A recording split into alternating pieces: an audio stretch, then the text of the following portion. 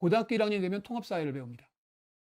자, 사회를 공부할 때 아이들이 그때를 대비해서 읽어두면 좋을 책 4권이 있습니다. 자, 이 4권의 책, 과연, 자, 우리 이 4명의 아이들, 아까 어떤 책들을 읽히면 좋을까요? 자, 이게 이제 공부를 바라보는 패러다임을 결정합니다. 첫 번째 책이요, 아이들에게 매우 중요해요. 왜냐하면, 아, 이 과목이 이런 거구나, 라고 하는 걸 배울 수가 있거든요. 그래서 여러분이 해외여행 갈 때 첫 번째 여행은 정말 부담 없이 편안하게 다녀와야 돼요.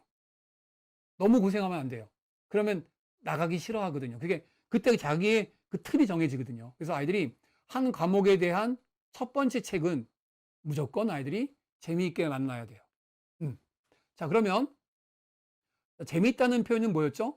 견뎌낼 수 있는 거죠. 자기가 읽다 보면 즐거움을 찾을 수 있는 것, 이런 걸 말하는 겁니다. 재미있어야 되는 학습 만화 이런 걸 말하는 게 아니고요. 자, 과연 어떤 책을 아이들이 좋아할까요? 여러분은 아시겠죠? 이 책은 어떤 아이들이 읽으면 좋을까?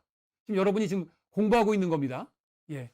아, 내가 우리 아이의 책을 골라줄 때 우리 아이 유형의 책은 어떻게 골라야겠구나 라고 하는 걸 느끼는 겁니다. 자, 이거는 어떤 유형의 아이가 좋아할까요? 동물원에서 시작하는 사회탐구. 네.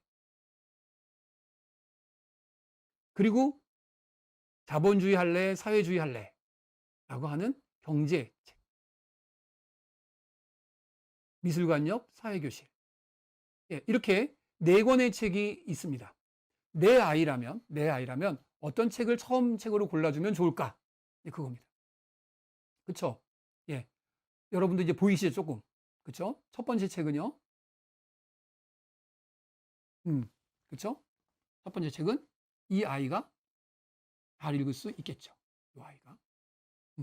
두 번째 책은요. 두 번째 책은 네, 짜잔. 네, 두 번째 책은 이 아이가 좋아할 만한 책이죠.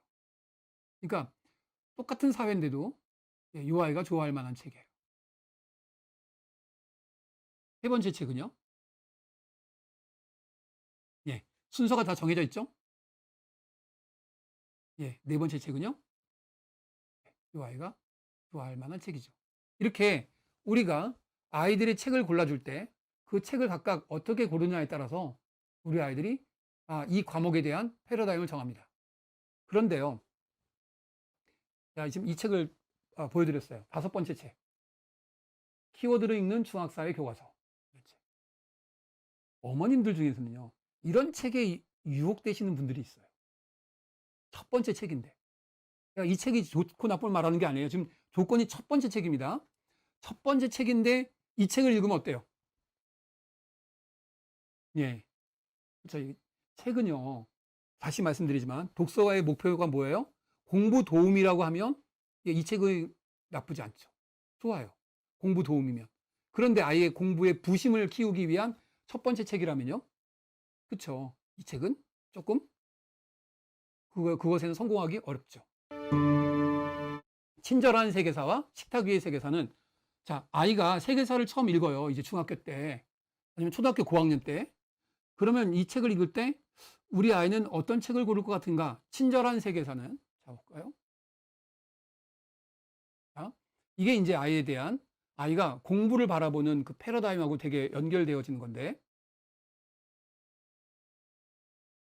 자, 먼저 친절한 세계사는요, 미지의 세계에 대한 아빠가 들려주는 과거의 여행에 관한 책이래요.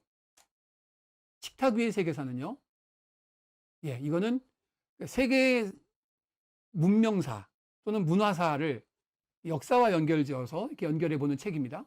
자, 과연 이 2권의 책 중에서 이 아이들, 사회형과 그리고 관계형과 실제형은 각각 어떤 책을 골라서 볼 수 있을까요?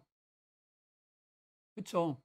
자, 이 친절한 세계사는 아무래도 어떤 마음이 마음에 들어요? 아빠가 들려주는 이런 것들, 그 다음에 이야기체로 되어진 거. 그렇다면 아이는, 관계형인 아이가 이 책을 좀 더 힘들지 않게 보겠죠. 그렇죠? 그럼 식탁 위의 세계사는요? 예, 아이가 좀 더 뭔가를 만지고 먹고 움직여 볼 수 있는 이야기들이 나온 책이니까 그는 우리 실제형인 아이가 좀 더 좋아할 가능성이 높아요. 아, 이상하게 우리 애는 세계사를 별로 안 좋아해요. 그 이유는요, 아이가 첫 번째 만난 세계사를 자기하고 맞는 유형의 책들 만나지 못했기 때문에 처음에 별로 재미없어를 만나게 되면 얘는 그 과목이 싫어지죠. 그렇죠? 그러니까 아이가 어떤 과목을 좋아하게 되는 계기는 처음에 자기랑 맞는 거를 고르는 게 되게 필요해요. 그래요. 와, 많은 분들이 정답을 잘 맞춰주셨어요. 좋아요. 자, 이렇게 관계형인 아이와 실제형인 아이들은 이런 책들을 봅니다. 반면에 청소년을 위한 세계사는요, 우리 이 아이, 즉, 이 아이가 읽을 확률이 되게 높아요. 왜요? 관습형인 아이들은요, 관성형인 아이들은요, 어떤 특징이냐면, 아, 이 책을 다 보면 세계사를 다 알 수 있다고요? 뭐가 안 보여요? 자기 색깔이 없어요. 자기 색깔이. 얘가 그래요, 얘가. 저는 엄마가 주는 책은 다 읽어요. 네, 이런 아이. 그러면 이 책을 좋다 나쁘다를 떠나서요. 이 책을 읽으면 얘는 뭘 알아요? 세계사를 이해해요.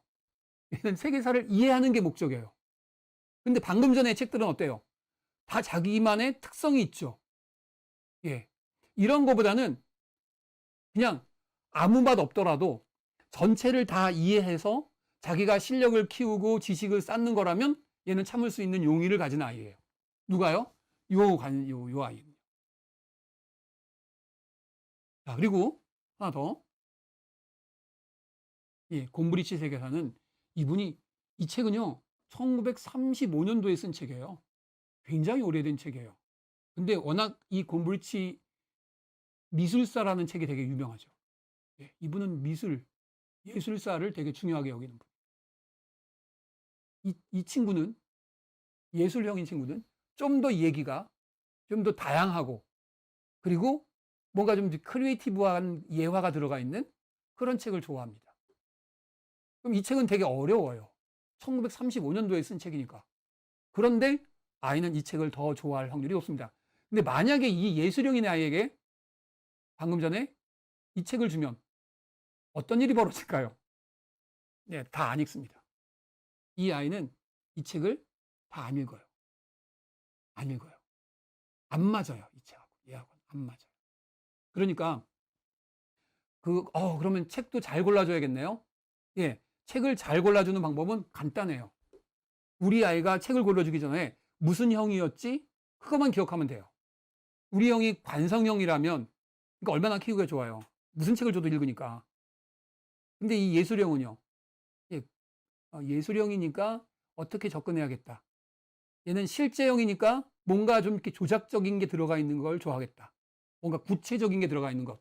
음식이라고 하는 것은 구체적인 것이 들어가 있는 걸 좋아하겠다. 이렇게 우리가 생각해 주면 돼요. 참고서를 고르든 문제집을 골라도 마찬가지예요. 그런 것들이 중요합니다. 그러니까 예술형인 아이한테 두꺼운 문제집을 사주는 거는 치명적인 문제가 됩니다. 얘는 그게 안 되거든요. 두꺼워도 관성형은 아무 문제가 없어요. 그렇죠? 그렇다고 해서 진짜로 두꺼운 거 사주진 않기 바랍니다. 자, 이렇게 아이들마다 각각 바라는 바가 달라요.